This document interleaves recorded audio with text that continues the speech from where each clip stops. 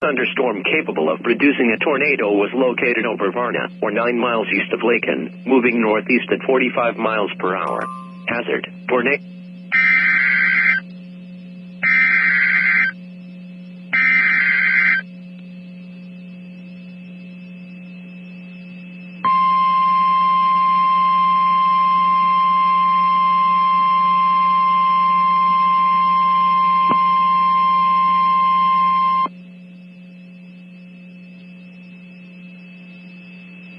The National Weather Service in Lincoln has issued a severe thunderstorm warning for eastern Marshall County in central Illinois, north central Woodford County in central Illinois, until 8:30 p.m.